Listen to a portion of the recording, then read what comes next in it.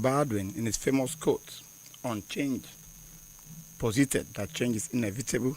Change will always occur, but the application or direction to change determines its progress.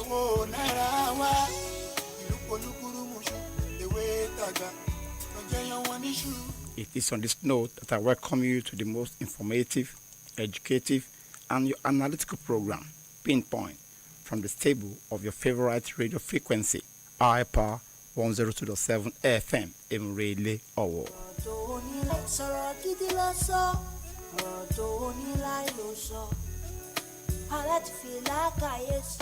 Pinpoint is a program that updates you on events and happenings reshaping the Nigerian system and polity.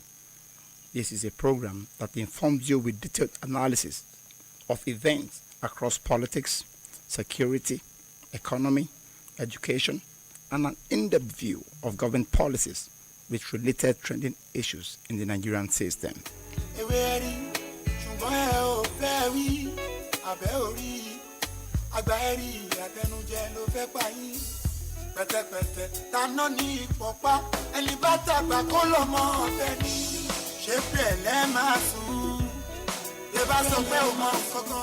The program Pinpoint has a feedback segment where listeners are expected to call in to hear the views, opinions, and contribution to any topical issues discussed.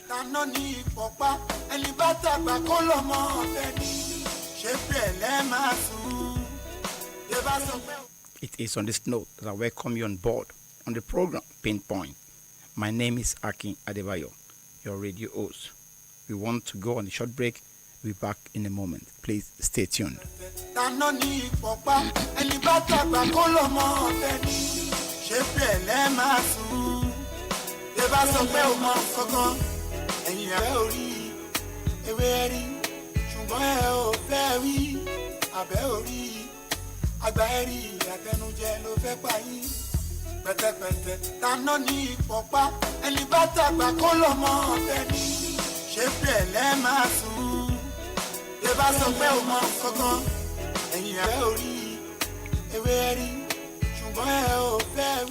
Welcome back from the musical break. It's still your program, Pinpoint. We are transmitting from your darling station, iPower 102 FM, in Ridley, Owo. Today, we shall be discussing on the issue of security, or let me say insecurity in Nigeria.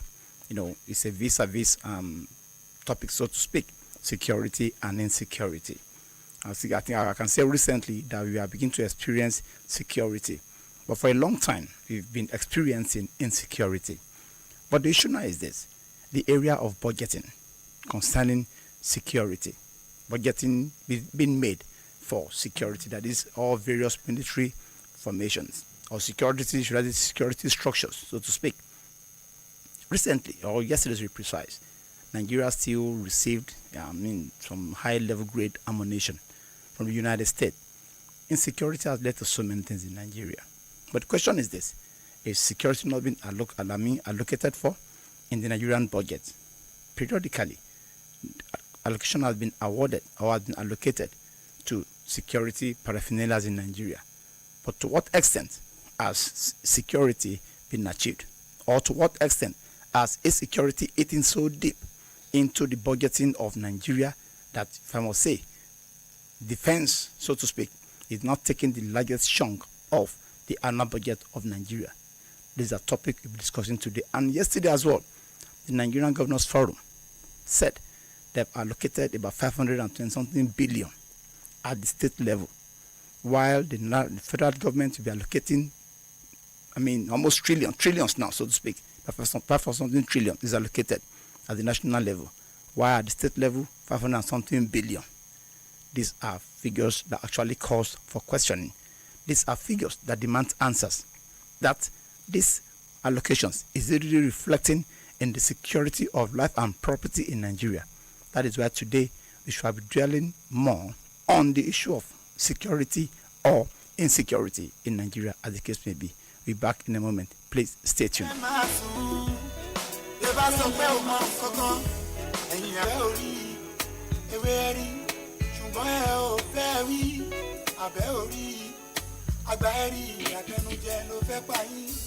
Pẹ̀tẹ̀pẹ̀tẹ̀ taná ní ìpọ̀pá ẹni bá tàgbà kó lọ mọ ọ̀fẹ́ ni ṣé bẹ́ẹ̀ lẹ́ máa sùn yẹ bá sọ pé ó mọ kankan ẹ̀yìn abẹ́ orí ewé rí ṣùgbọ́n ẹ ò fẹ́ rí abẹ́ orí àgbà ẹ̀rí àtẹnujẹ ló fẹ́ pa yín pẹ̀tẹ̀pẹ̀tẹ̀ taná ní ìpọ̀pá ẹni bá tàgbà kó lọ mọ ọ̀fẹ́ ni ṣé bẹ́ẹ̀ lẹ́ máa sùn. Welcome back. I'm glad to know you are still with us. Now, to reach us on our social media handle, you can join us on our Facebook, Instagram, TikTok, X handle on iPower 1027 FM. iPower 1027 FM.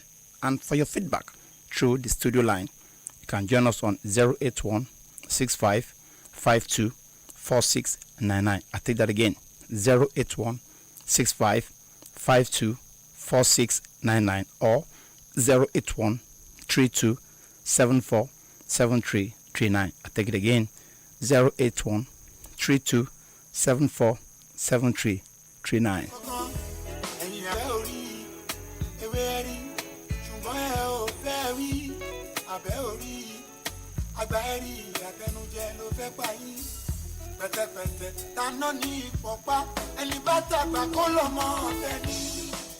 What is security?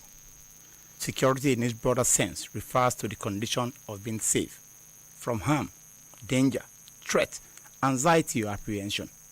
It encompasses protection from both perceived and real risk that could undermine well-being, values or survival.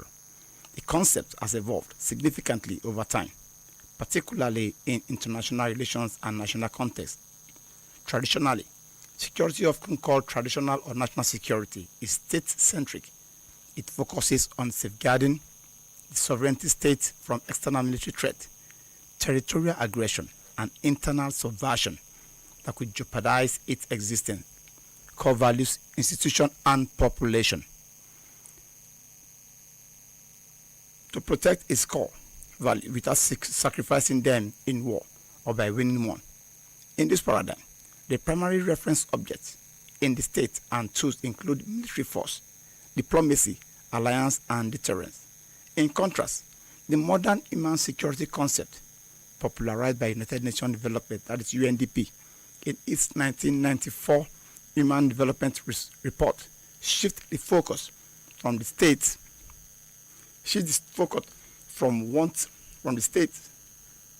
focus from human security people-centered, emphasizes freedom from fear, violence, conflict, and freedom from want, poverty, hunger, and disease.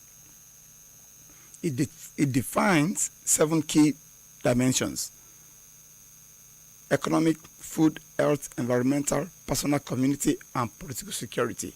We'll be back in a moment after this musical breakthrough.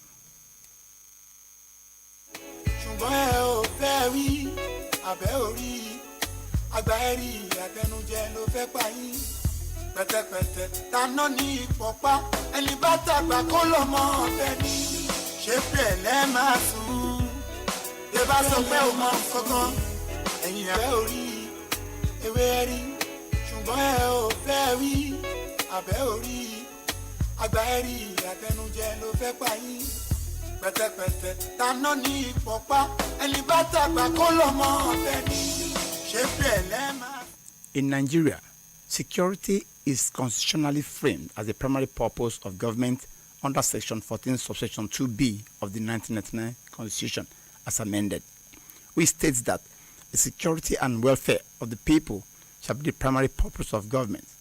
It's aligned with both national and human security ideals, emphasizing protection of citizens, territory, and institutions amid persistent threats like insurgency, for instance, the Boko Haram, the ISWAP in the northeast, banditry and kidnapping in northwest, communal farmers herders clash in the middle belt, militancy in Niger Delta, and urban crime.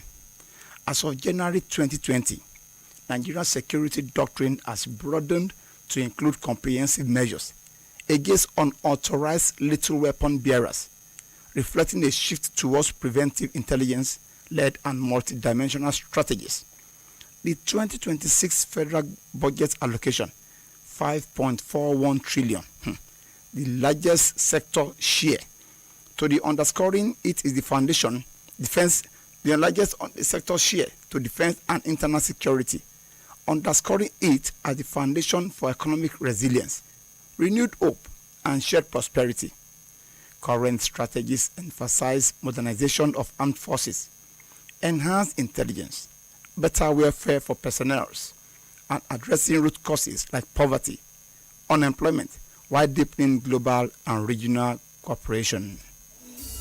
pẹ̀tẹ̀pẹ̀tẹ̀ taná ní ìpọ̀pá ẹni bá tàgbà kó lọ mọ ọ̀fẹ́ ni ṣé pẹ̀lẹ́ máa sùn bí bá sọ pé ó mọ kankan ẹ̀yìn ẹ̀ ò rí ewé rí ṣùgbọ́n ẹ̀ ò fẹ́ rí abẹ́ ò rí àgbà ẹ̀ rí àtẹnujẹ ló fẹ́ pa yín pẹ̀tẹ̀pẹ̀tẹ̀ taná ní ìpọ̀pá ẹni bá tàgbà kó lọ mọ ọ̀fẹ́ ni ṣé pẹ̀lẹ́ máa sùn.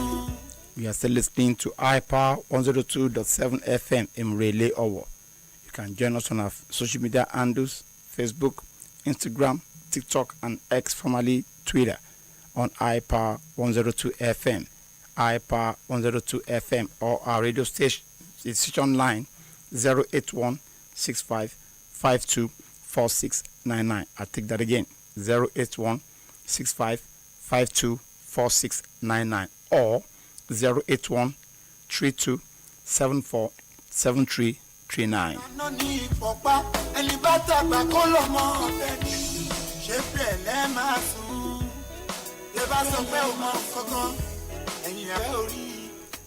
Achieving gender security, both national and human, requires a holistic, multi-pronged approach that goes beyond military spending. In developing contexts like Nigeria, success depends on integrating kinetic, which is force-based, and non-kinetic, preventive and developmental measures. Here are structured ways forward, drawing from global best practice and Nigeria ongoing strategy in 2026. Number one, Nigeria must try to strengthen institution and governance, that is, build accountable professional security agencies through reforms, anti-corruption drives, and civilian oversight. Decentralized policies, e.g. state-level forces with federal safeguard, as advocated by President Tinubu, enabled localized responses while maintaining national coordination.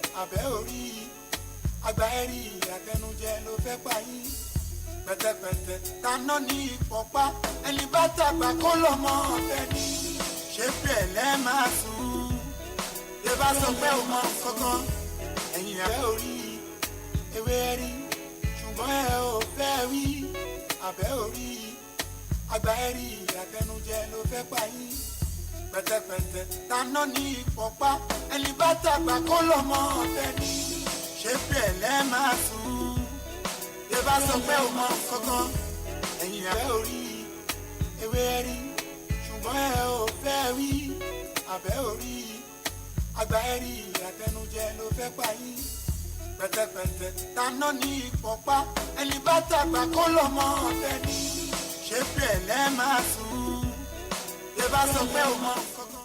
Thanks for being there with us. Now we shall be discussing what has led to the level of insecurity in Nigeria. Before we can start discussing, the level of security now. Because without insecurity, there can be security. And without security, there will always be insecurity. Now, how did we get here? Why do we have ISWAP, Boko Haram, ISIS, bandits and Lukarawas in northern Nigeria? Why do we have crisis in central Nigeria, not central? Why do we have crisis even in the southeast? When talking about the IPOP, which has been categorized as a terrorist group, and the ESN. Why do we have militants too in the south? One thing must have led to the other. It is on this note that we would like to discuss what has led to insecurity. Systemic corruption and financial mismanagement. I think that is one of the major things that has led to the level of insecurity in Nigeria.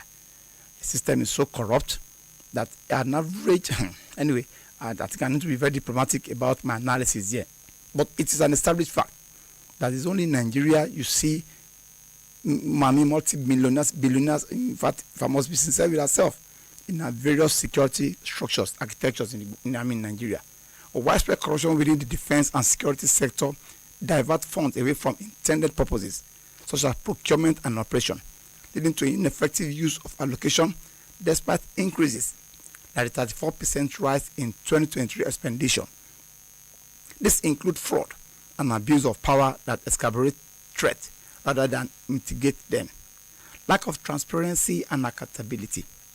Opaque practices, particularly with security votes, allocated to executives, that is the governors and in some cases the chairman. And as you have, like we've always said, the governor seems to be the most powerful. The governor determines who becomes the president. The governor determines who becomes the senator. The governor knows about who becomes House of Rep member. The governor knows about who becomes the chairman of the local government. The governor knows who becomes the ambassador of the country. They have to nominate them. The governor knows about who becomes the minister. The governor knows about who are members of the various House of Assembly. The governors are so powerful. That is what they want that the president will definitely adhere to. This has been established.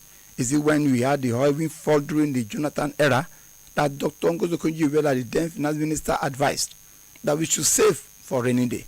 But the governors took the minister to court, the federal government to court, and said the whole money should be shared to the extent that virtually all Nigerian savings and the money in excess crude oil we are all shared amongst themselves. Or recently, the issue of the local government autonomy, that the governors insisted that there must be control of the government of the local government. The case was taken to court by Lateef Fagbemi, SAN, that is Attorney General of the Federation, and he won the case speedily. And in fact, to the extent that the constitution was amended to accommodate the direct funding, or should I say the autonomy of the local government, despite the constitutional amendment, despite the court cases from the Supreme Court, the governors still made sure that allocation doesn't go directly to the state, directly to the local government, to the extent that the local government are still tied directly to the apron string of the governors. That is to tell you how powerful these governors are. Now, these same governors are the one that knows about how the security vote are being shared. So it's on this that we would like to discuss more about it. We said lack of transparency and accountability, opaque practices, particularly with security votes. You'll be amazed if you should stumble on the security vote being allotted to the governors. And it is said that the security vote is not accountable, cannot be accounted for. It is at their own prerogative, at their own discretion, that they determine how the security vote is being expended. The question now is this: to what extent is it being expended? As we speak now, virtually all the military formations, security architecture is under the exclusive list of the president. The president paid their salaries, the president equipped them, the president does everything. Except for recently, that we now have Amotekun, maybe in Ondo State and some other southwestern state, that the governor can now account for a security vote because he has to pay them directly. He has to pay them directly. But what about those states that are not having other security outfit, like Ondo State? What are they doing with their security vote? Why is it so terrible that humongous amount is being allotted to these governors on security vote? Securing what? And that is how we find ourselves here. So it is an opaque way of this security allocation without proper oversight, resulting in little improvement in public safety, despite billions budgeted. For instance, 14.8 trillion was spent over 9 years, as coincided with worsening insecurity, raising questions about where funds actually go. Poor equipment and low morale in security forces. These are the questions. In a case whereby, in fact, recently, the ammunition being bared by the militant, by the terrorists, by the jihadists from the northern Nigeria, is far more sophisticated than the Nigerian security architecture, to the extent that they cannot even stand the ammunition that most of these non-state actors goes about with. So what are we not saying? What are we not securing? Where are those money going to? With those humongous amount being allotted to the security department, Judicial Ministry of Defense of the state, where are those money going to? It's to the extent that even militants, to the extent that even bandits, terrorists now have their own drone. Those may not be as sophisticated as that Nigerian drone. Where are they going to? These are questions begging for answers.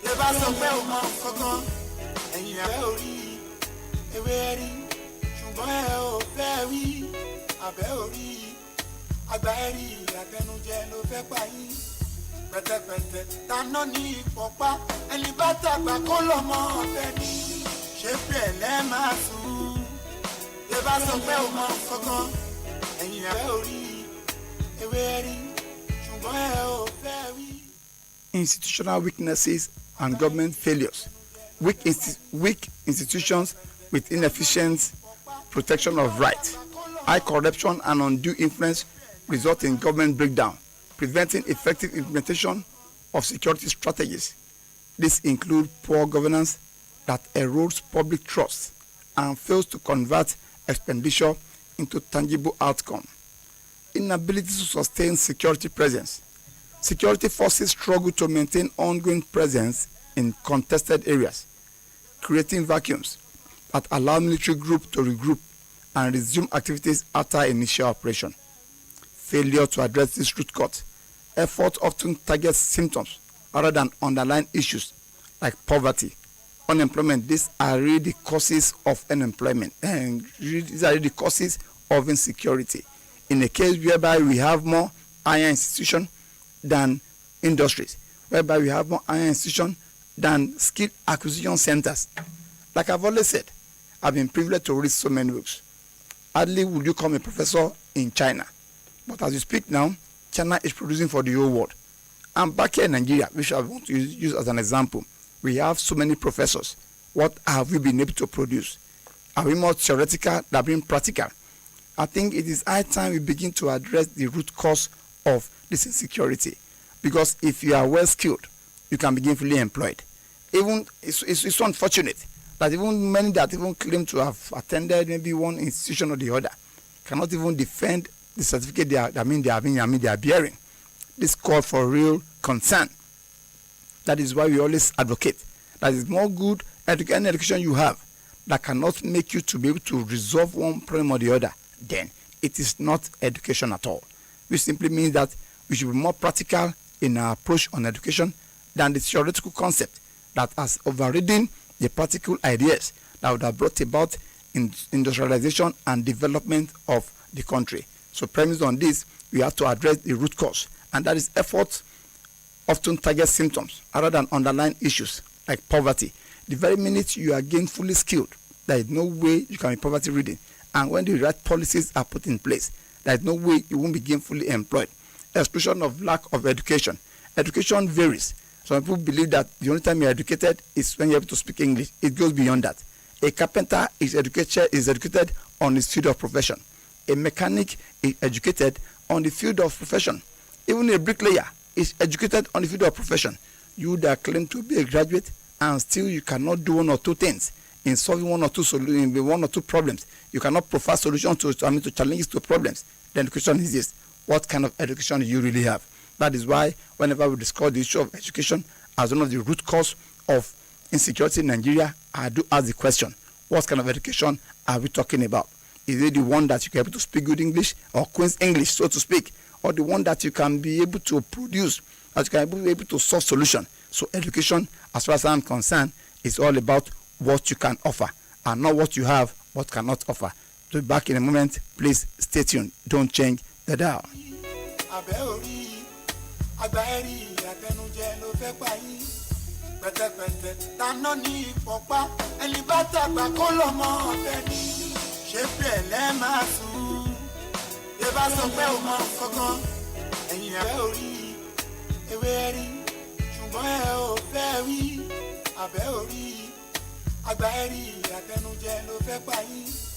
pẹ̀tẹ̀pẹ̀tẹ̀ taná ní ìpọ̀pá ẹni bá tàgbà kó lọ mọ ọ̀bẹ ni ṣé bẹ́ẹ̀ lẹ́ máa sùn bí bá sọ pé o mọ kankan ẹ̀yìn ẹ̀ ò rí ewé ẹ̀ rí ṣùgbọ́n ẹ̀ ò fẹ́ rí abẹ́ ò rí àgbà ẹ̀ rí àtẹnujẹ ló fẹ́ pa yín.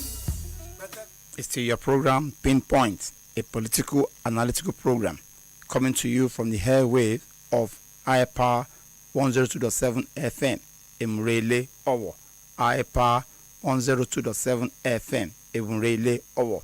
You can join us on our social media handles, Facebook, Instagram, TikTok, and X handle on one iPower 102 FM, iPower 102 FM for your contribution, suggestions, or if you have a contrary view, you can call us on the studio line 081 65 52 2499, 081 65 52 4699, or 081 32 74 7339.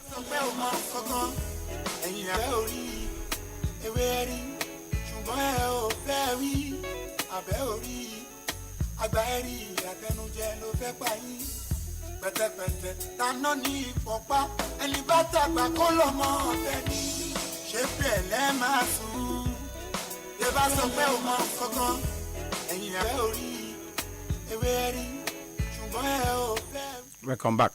I shall be giving you a detailed analysis with the verifiable instances and facts of what led to the security challenges and what these challenges has bettered, and its effects on the country's budget security, integrity, and sovereignty, despite the humongous allocation being appropriated every year.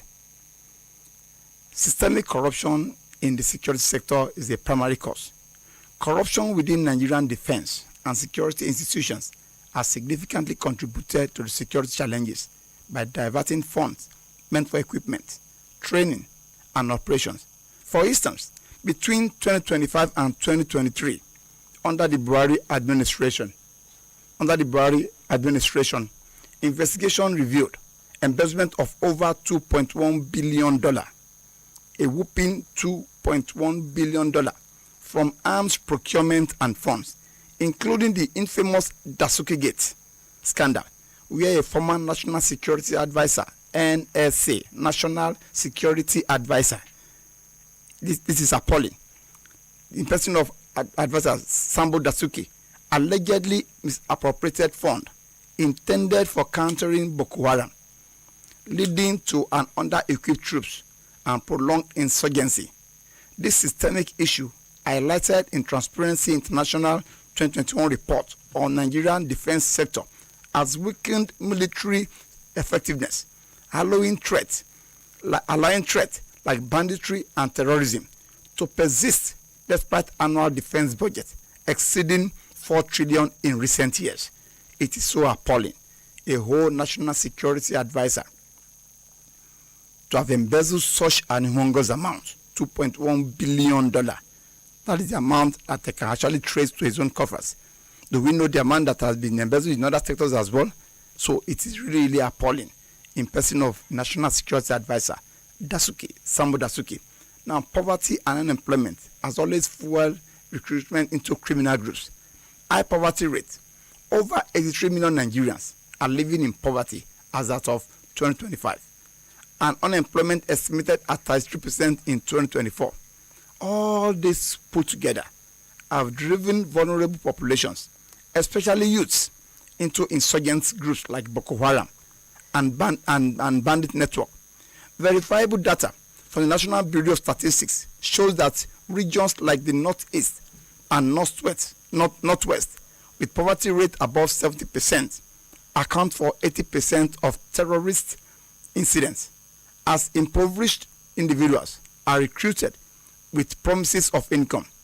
This root cause, unaddressed despite economic reforms, has escalated insecurity, as seen in the 2025 surge of banditry in Zamfara State, where over 1,000 kidnappings were linked to economic desperation. Over 1,000 kidnappings. Now, in each of those kidnappings, it will not be one person, it will not be two, and we should not deceive ourselves. In northern Nigeria, the rate of kidnapping there is not just maybe 1 or 2 persons. They go to schools, they go to maybe higher institution, they go to villages, they rape people. So if you now calculate minimum of maybe, let's say 10 persons that were caught in that act of kidnapping times 1,000, I think you know what that means. And what is the root cause of it? Is as a result of poverty, a result of the fact that there is no education. Youths are being rolled out every day. Let's say maybe in the southwest, maybe in the southern part, are being rolled out every year. Get to our various NYC camps. You'll be amazed with the level of people that are now in the orientation camp, or probably that are now being deployed to their various places of primary assignment for the NYC year. And every year, year in, year out, not just year in, year out. In fact, at times in a year, you might have like 3 streams. Stream A, batch, what have you? I mean, batch A, but stream, I don't, it's been a while I left, I quality observe my service here. So it is really troubling. These are issues that cause for serious concern. That is here in southern part of the country. But in the northern part, most of them don't even go to school at all. And that brings about a veritable land for the breeding of terrorist group, for the breeding of recruitment into banditry. Now, ethno-religious tension and resources conflict. The deep-seated ethnic and religious divides, exacerbated by competition over scarce resources like land and water, have led to communal clashes, such as farmers-herders conflict in Middle Belt. In 2025, over 1,300 deaths were attributed to these tensions, according to Amnesty International report, with incidents like the Christmas Eve massacre in Plateau State, killing over 150 people. This conflict stems from historical grievances and poor governance, allowing groups to exploit divisions, as evidenced by the rise in attack framed as Christian genocide by international observers.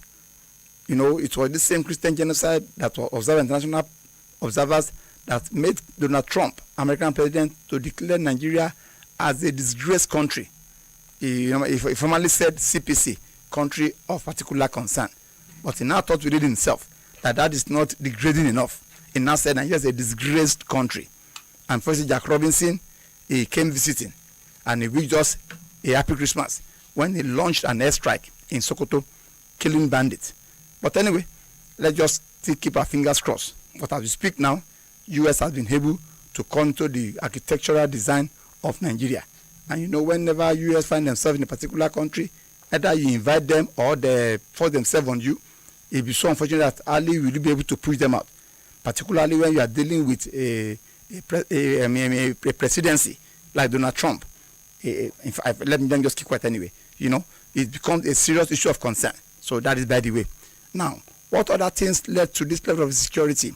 Weak institution and governance failure. Institutional weaknesses, including lack of accountability and poor coordination among security agencies. This is a serious issue. There is no cohesion, there is no synergy between security agencies. Take for instance, and we have duplication of various security agencies. Take for instance, we have the police, we have the civil defense, and security and civil defense. If you look at it side by side, their job is almost the same thing. Where the difference is just that maybe civil defense they can equally extend their activities into bunkering, which the police cannot do.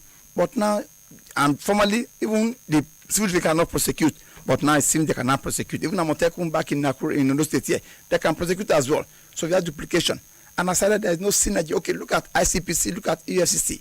Are there not duplication of agencies? But despite that, they don't work in synergy.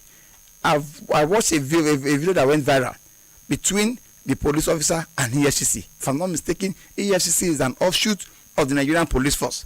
But when it comes to the issue of arrest, they wanted to arrest some guys. I wouldn't want to mention the kind of characters those guys are.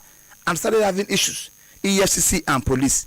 EFCC was bettered by police. But unfortunately, they begin to define. And in Nigerian system, when you want to assert the authority for reasons best known to you, that is when you begin to narrate, begin to explain, you begin to interpret what the constitution says.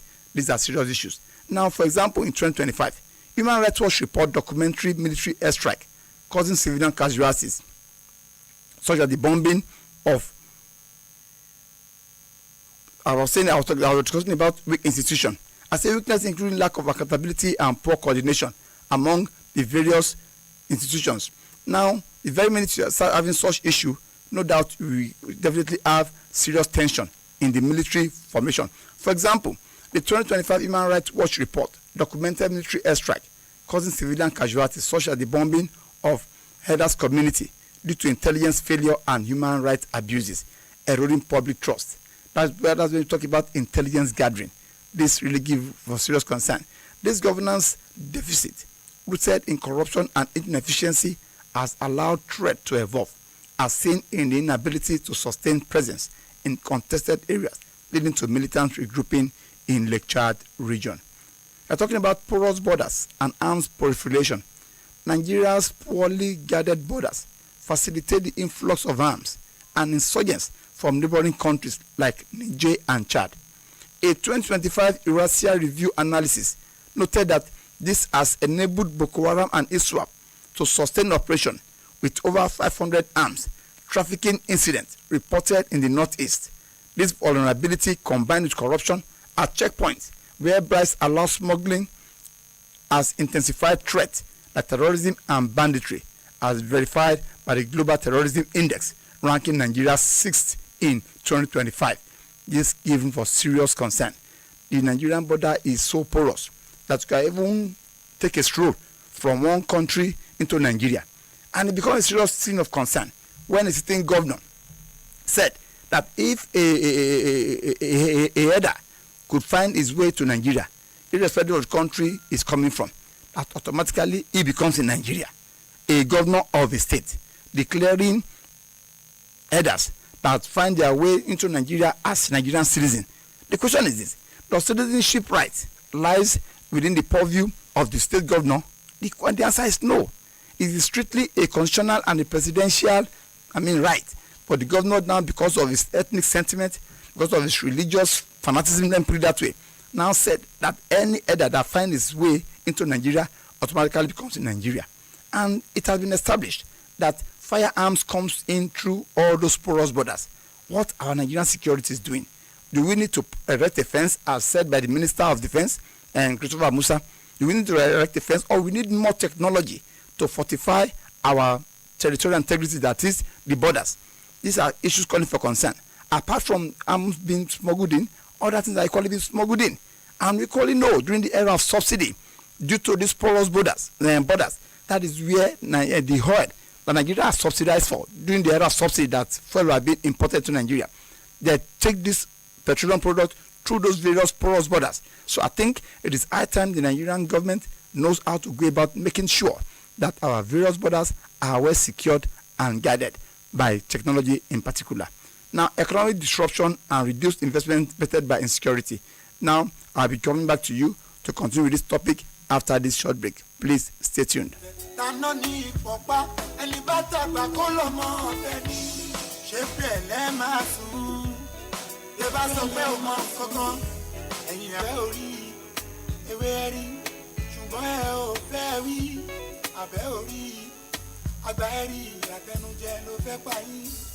Pẹ̀tẹ̀pẹ̀tẹ̀ taná ní ìpọ̀pá ẹni bá tàgbà kó lọ mọ ọ̀fẹ́ ni ṣé pẹ̀lẹ́ máa sùn yẹ bá sọ pé ó mọ kankan ẹ̀yìn ẹ̀ ò rí ewé rí ṣùgbọ́n ẹ̀ ò fẹ́ rí abẹ́ ò rí àgbà ẹ̀ rí àtẹnujẹ ló fẹ́ pa yín pẹ̀tẹ̀pẹ̀tẹ̀ taná ní ìpọ̀pá ẹni bá tàgbà kó lọ mọ. Welcome back. Insecurity has bettered so many things in Nigeria. One of it is economic disruption and reduced investment. Security challenges have bettered widespread economic stagnation, deterring foreign direct investment, which dropped by 45% from 2019 to 2025 amid rising violence. According to World Bank data, in the Northwest, banditry has caused capital flight, disrupt sectors like mining, leading to an estimated $18 billion annual loss from insecurity-related crimes, as per the Center of Study of the Economies of Africa. These are statistics. I'm not just fabricating stories here. No, these are statistics And these people, they won't just come up with fabricated statistics. No, they must have done their findings very, very well before such can be placed into the public air. Now, in the case who I don't see that person that will be so much interested in investment, irrespective of the resources, that he will not say he will not jeopardize his own security, will jeopardize his own life. Like we have been told now by World Bank data, in Northwest, banditry has caused capital flight and disrupt sectors like mining, leading to an estimated $18 billion. Of course, it's simply because those mining are not actually accounted for. But why is there banditry in that region? Of course, we all know that there is gold in the Northwest. And why insecurity is on the high gear there is because, according to Adam Toshomole, a Southern senator, he alleged some retired military officers being the ones sponsoring banditry in this region, all because they want to continue illegal mining of those resources. The question now is this, and these are the things that actually led to when the South said that they want to know what their money is being used for. You know, as we all know in Nigeria, South, that is where the oil is coming from. And our Nigerian budget is based on oil sales. It's based on maybe the market value internationally. But here is another part of the same country where we find ourselves, where gold is being mined illegally. This gold is not being accounted for. This gold is not part of the country's GDP, but is being mined illegally. And according to Adam Toshomole, which he said that some generals, retired generals, are the ones sponsoring this banditry in Northwest Nigeria because of the illegal mining that is ongoing there.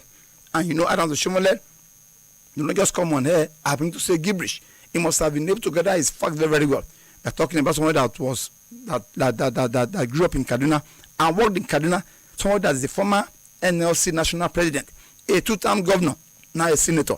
I want to believe that is well equipped information-wise, so he wouldn't have been saying what he doesn't know. And this is really causing serious problem in the northwestern Nigeria. $18 billion annually. Do you know the import of $18 billion in Nigerian budget? If such money were to really be accounted for in the Nigerian budget. So this really gives room for serious concern. Humanitarian crisis and population displacement. Insecurity has resulted in massive displacement, with over 3 million internally displaced persons as of 2025. Primarily from Boko Haram activities in Northeast. This has bettered humanitarian needs, including food shortage and affecting 8 million people, and increased vulnerability to disease as seen in the 2025 cholera outbreak in IDP camps, killing over 2,000. In a case whereby these insurgents comes to a particular village, raided the whole place, they would have to run now to IDP, internally displaced persons. That is why, as we speak, the level of IDPs in the northern Nigeria is so enormous. Now, can provision be made for these IDPs? The answer is no. And it's eventually led to cholera outbreak in 2025, killing over 2,000 persons. Now, escalating of poverty and unemployment cycles. The challenges have exacerbated poverty, pushing an additional 10 million Nigeria into extreme poverty between 2023 and 2025, according to Oxfam, by disrupting agriculture, contributing to 40% food inflation in 2024. The very minute a farmer is not allowed to go to farm again, the effect of this banditry, terrorism, and kidnapping, what I'm talking about, these are part of the factors that brought about the increment in food supply. The very minute the food is not that much, people will always scramble for the available ones, and there's going to be an increment because the people that are expected to farm have been chased away from their various farmlands. All of them are now residents in internally displaced person camps. People that should be on the farm working, they can no longer work. They now have to be in the IDP. It has a reverberating effect on the entire food production of the country, and that is why a particular time the food was so scarce, it wasn't that available, that the president has to open the border. The borders for food to be imported into the country, all because of insurgency. Insecurity has bettered so many terrible things that is affecting both human and economic existence. I pray that God will intervene in Jesus' name. Now, erosion of social cohesion and trust in institutions. Insecurity has fostered distrust between communities and the government. betting inter-ethnic violence and vigilant groups. For example, in 2025, communal clashes in Middle Belt displaced 500,000 per hectare data, while military abuses documented by Human Rights Watch have led to a perception of state complicity undermining national unity. That's what we're talking about. Ethnic sentiment brings about unnecessary tension, brings about lack of social cohesion and trust in the institution. In a case whereby the state executives, because of their religious sentiment and their ethnic, because of their religious affiliation and their ethnic sentiment, begin to place priority on security, begin to place priority on provision, on his own ethnic and religious sentiment above the others. There is no how this will not bring about insecurity in the state. Health and educational setback. The crisis have bettered widespread school closure, affecting 1.5 million children in Northeast due to attacks on schools. Over 500 incidents in 2025. Over 500 incidents in 2025 by UNICEF, and health disruption, including reduced access to services amid violence, contributing to higher mortality rate from preventable diseases. It's so appalling that, like I've always said, it's like the way we reason in this country is quite different. It's like the northern Nigeria reasoning is quite different from that of the southern Nigerian reasoning. We are in this country during the Ramadan last year, that about 19 states, I think about 15 states or thereabout, declared public holiday for fasting. Even in Saudi Arabia and United Arab Emirates, where Muhammad had many of his activities done, I don't think schools were shut down because of Ramadan. Can we now be more Islamic than the United Arab Emirates or Saudi Arabians that they have to shut down schools because they are observing Ramadan in northern Nigeria? Well, that's what I've always said it. It appears to me that we are practicing the original Islam in southern Nigeria, because here in southern Nigeria, no school was shut down because of Ramadan. Students still goes to their school, still attend their lectures, still goes about their activities as students. So these are issues that are calling for serious concern. I'll be back in a moment. Please don't change the dial.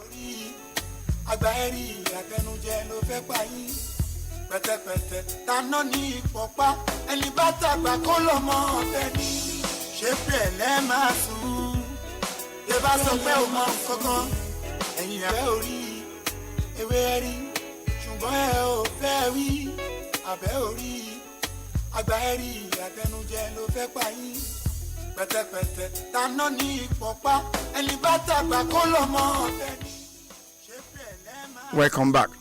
It's still the program Pinpoint on your most listened to radio station, iPower 102.7 FM in Murele, Owo. Like we said, you can join us on our Facebook, Instagram, TikTok, X handle on iPower 102.7 FM to contribute to the program, to hear your view, your opinion, or advice regarding the program. Or if you have a contrary opinion, please, you are free to call in and hear your views on it. Thereby, you can discuss better on it. Now, the effect of budget, diversion, and inefficiency, despite allocation. Despite allocations like 5.41 trillion for security in 2026 budget, 9% of total expenditure, insecurity has forced reallocation from development sectors, reducing spending on education and health by 15 to 20% annually. Now, in the case whereby we are advocating for security, like the Yorubas will say,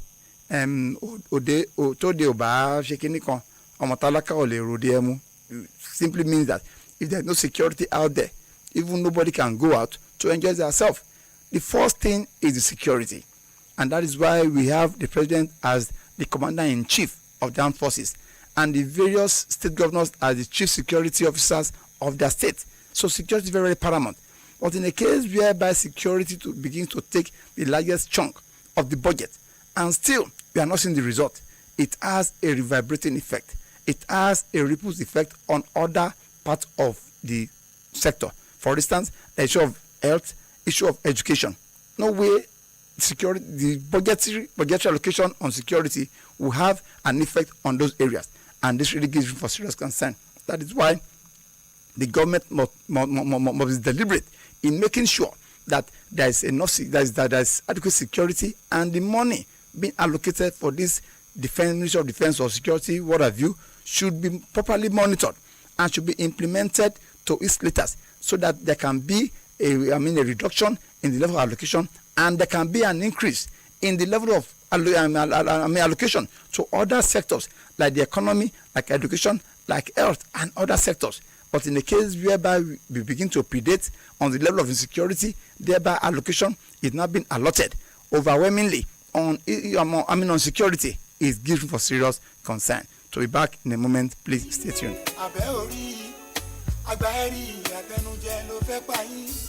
pẹ̀tẹ̀pẹ̀tẹ̀ taná ní ìpọ̀pá ẹni bá tàgbà kó lọ́mọ ọ̀fẹ́ ní ṣé bẹ́ẹ̀ lẹ́ máa sùn bí ẹ bá sọ pé ó mọ kankan ẹ̀yìn abẹ́ orí ewé ẹ̀rí ṣùgbọ́n ẹ ò fẹ́ rí abẹ́ orí àgbà ẹ̀rí àtẹnujẹ ló fẹ́ pa yín pẹ̀tẹ̀pẹ̀tẹ̀ taná ní ìpọ̀pá ẹni bá tàgbà kó lọ́mọ ọ̀fẹ́ ní ṣé bẹ́ẹ̀ lẹ́ máa sùn bí ẹ bá sọ.